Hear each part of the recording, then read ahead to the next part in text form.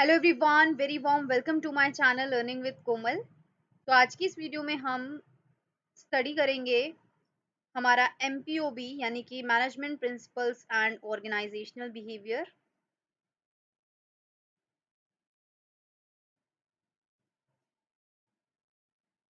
तो जैसे कि आप स्क्रीन पे देख सकते हैं, यहाँ पे सबसे पहले जो हमें गिवन है वो गिवन है मैनेजमेंट का मीनिंग।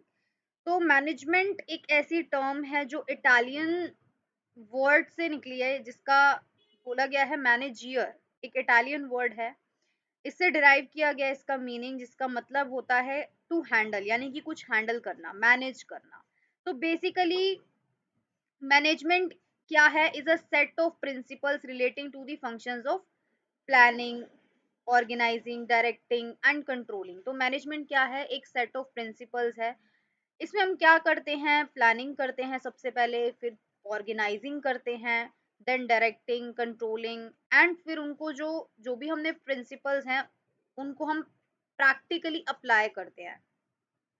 ठीक है, इसमें हमारे जो है ह्यूमन रिसोर्सेज भी इंक्लूड होते हैं। तो बेसिकली मैनेजमेंट एक ऐसा प्रोसेस है जिसमें हम बोला गया है इसको एक art art of getting things done through people. तो बेसिकली जो भी मैनेजमेंट का वर्क होता है वो लोगों के द्वारा ही किया जाता है। ये एक ऐसी आर्ट है जिसमें हम लोगों से काम करवाते हैं ना, एक तरीके से।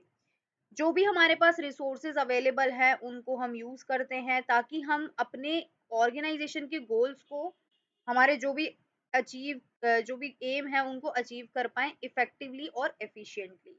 तो बेसिकली यही हमारा मैनेजमेंट का मीनिंग है। देन हमें गिवन है नेचर ऑफ मैनेजमेंट। मैनेजमेंट का नेचर क्या होता है? तो यहाँ पे हमें एक डायग्राम गिवन है जिसमें बोला गया है कि नेचर ऑफ मैनेजमेंट के बारे में। पहला है इसका मल्टी डिसिप्लिनरी, यानी कि इसके बारे में हम स्टडी करेंगे। तो मल्टी डिसिप्लिनरी का मतलब क्या? कि मैनेजमेंट जो है वो मल्टी डिसिप्लिन है, यानी कि basically this implies that management has developed from different discipline. कि मैनेजमेंट का जो डेवलपमेंट हुआ है वो अलग अलग डिसिप्लिन से हुआ है। अलग अलग डिसिप्लिन इन द सेंस अलग अलग विषयों से हुआ है, सब्जेक्ट्स से हुआ है। लाइक फिजियोलॉजी, सोशियोलॉजी, साइकोलॉजी, ये सारी जो है डिसिप्लिन से डेवलप हुआ है हमारा मैनेजमेंट। मैनेजमेंट में क्या होता है? नॉलेज, आइडिया और कॉन्सेप्ट को इंटीग्रेट किया जाता है, मतलब उनको एक तरीके से जोड़ा जाता है और एक नया कॉन्सेप्ट जो है वो प्रेजेंट किया जाता है। तो बेसिकली इसीलिए इसको हम मल्टी डिसिप्लिन बोलते हैं, क्योंकि ये काफी सारे डिसिप्लिन से जो है डेवलप किया गया है। उसके बाद डायनेमिक नेचर ऑफ प्रिंसिपल की बात करें तो management has certain principle that are based on practical evidence. तो मैनेजमेंट जो है वो कुछ ऐसे प्रिंसिपल पर बेस्ड है, मतलब प्रैक्टिकल एविडेंसेस पर बेस्ड है। बेसिकली जो भी हमारे मैनेजमेंट के प्रिंसिपल्स होते हैं वो प्रैक्टिकली एविडेंट होते हैं। लाइक हमने अपने मैनेजमेंट में हमें दो जो है प्रिंसिपल्स दिए गए हैं, दो ऑथर्स ने दिए हैं, कह सकते हैं दो स्कॉलर्स ने दिए हैं।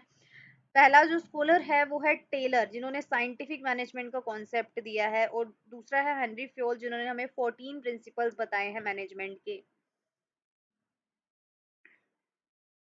डायनेमिक नेचर इसलिए बोला गया है क्योंकि हम जानते हैं कि हमारा जो ऑर्गेनाइजेशन है, बिजनेस ऑर्गेनाइजेशन है, इसमें डे टू डे जो है काफी सारे चेंजेस आते ही रहते हैं और हमें चेंजेस के अकॉर्डिंग जो है अपने आप को एडजस्ट करना होता है।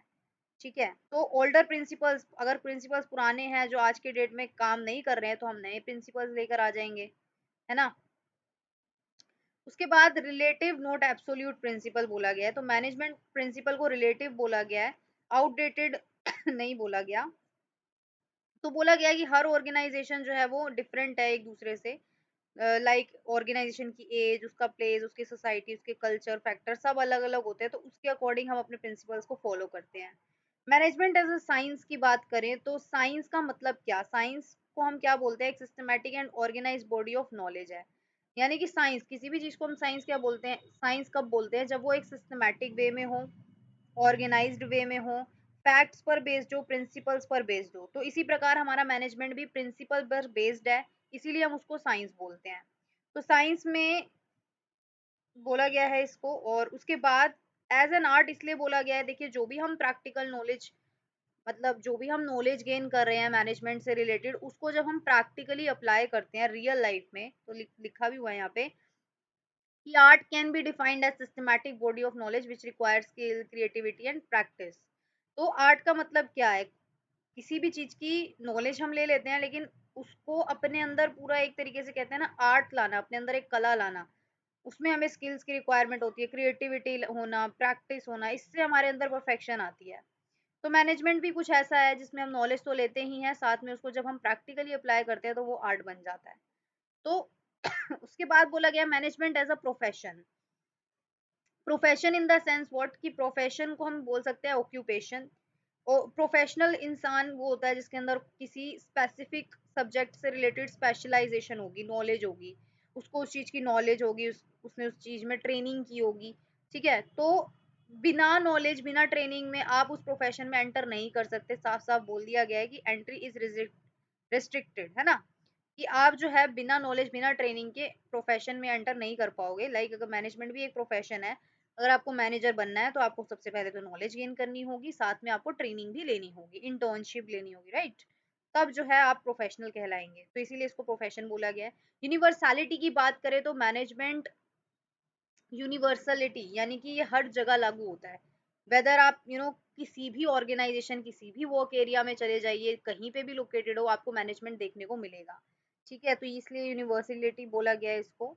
तो आज के लिए सिर्फ इतना ही। वीडियो को लाइक शेयर कमेंट जरूर करें। Thank you so much and